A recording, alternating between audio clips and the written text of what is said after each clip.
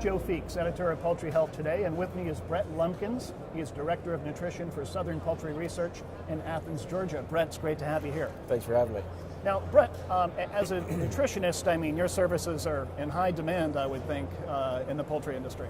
They are, especially with the cost of feed being a major component of the live side and everything. So nutritionists are always trying to find ways to minimize their costs there with it. So there's new products always trying to be developed, aspects that they're looking at to lower that cost in feed so they can get their optimal performance.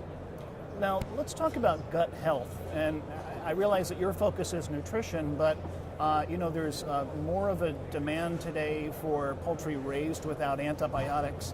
Are you getting more questions as a nutritionist about managing the integrity of the gut through nutrition as opposed to drugs?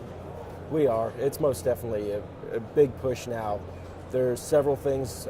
One of the big things I think that they're looking for is sort of probiotics and prebiotics, which do go into that gut and help to create a different type of bacterial population for more of a beneficial gut population that can aid in the bird's development.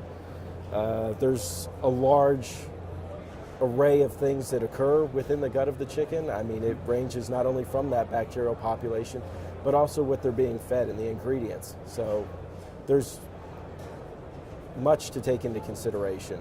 Do the antibiotic-free birds have any special requirements then in terms of enzymes or other feed ingredients? Well, with an enzyme, usually you're dealing with a natural product and everything that's fermented and that's produced and all. And with those, they're allowed from USDA and everything still to be considered a natural bird antibiotic-free. So that's become very helpful, and that's where quite a bit of it's starting to look towards. Many of these enzymes, the big push is actually to decrease like intestinal viscosity in the gut. Because what happens is some of these feed ingredients that are out there that we have now without antibiotics and all, such as wheat that may be used over in Europe, for the US corn and soy it's not too much of a problem. But there are times in the season where we will use wheat in diets to sort of lower that cost. It all comes back to the mighty dollar. So when we lower the cost and we use ingredients like that, the enzymes actually come in pretty helpful in the sense that wheat is known to increase the viscosity in the gut, make it thicker. So that way you have the passage of the feed just sort of sits there.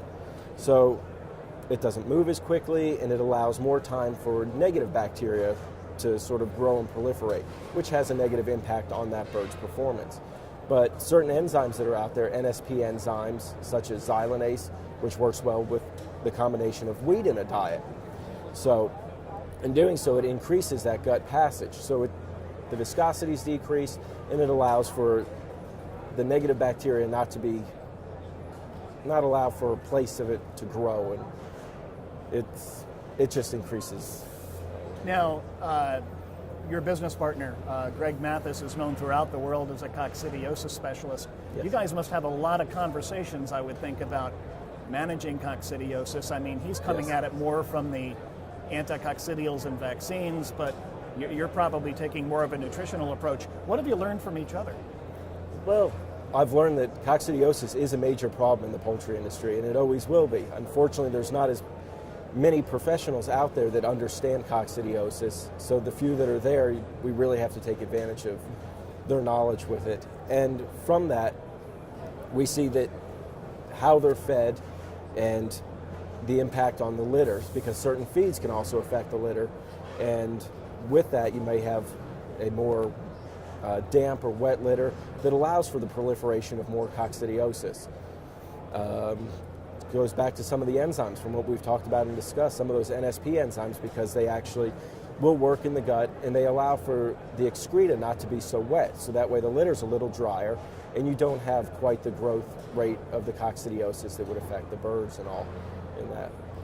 So now, I know you gave some presentations at the Southern Conference of Avian Diseases. Any particular highlights you'd like to share?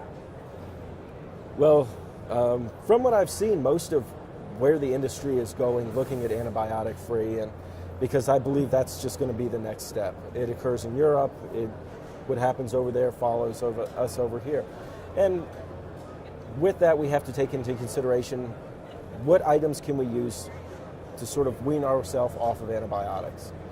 And what it appears, we're seeing lots of probiotics, lots of prebiotics, and then the enzymes. And I think it would be great if there was a combination of several things maybe that could be created as a package, and nutritionists have to take this into consideration. I mean, quite a bit of nutritionists used to think, well, a disease, we just throw antibiotics in, we're good, but now it's become more complicated. So you have to take into consideration, if you use this probiotic, how it works, or if you use a prebiotic in combination. From what we've seen right now, since we don't have to be off of antibiotics, the best combination seems to really be working with a probiotic and antibiotic combination. Mm-hmm. So, and I'm glad you brought that up because while antibiotic-free has grown significantly, I think 85% of the producers are still using antibiotics, and that percentage will probably be in place for quite some time because we've got a huge demand worldwide for chicken. But what sort of things can producers learn today?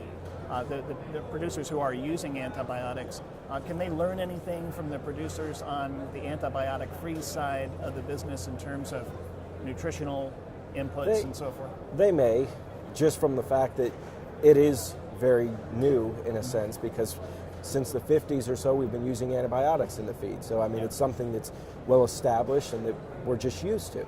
So now there are sort of the pioneers, if you will, in these folks that are trying to go antibiotic free in the US with what they have. So we have to take into consideration management, not only with what they're feeding, that may have an impact. And it all depends on certain ingredients too that go in. Hopefully they try to use the best quality they can, but they're limited to price, cost, and you end up with an array of ingredients that are put in there that can affect, going back to the gut health, that may actually impede, like with some of the coccidiosis that's there and all, maybe some scarring or something in the intestine where it can actually create a giant effect on that bird's health. So what's the next frontier? You have some other field trials going on? We do, and it's more, the more of the frontier is actually becoming more of the combinations.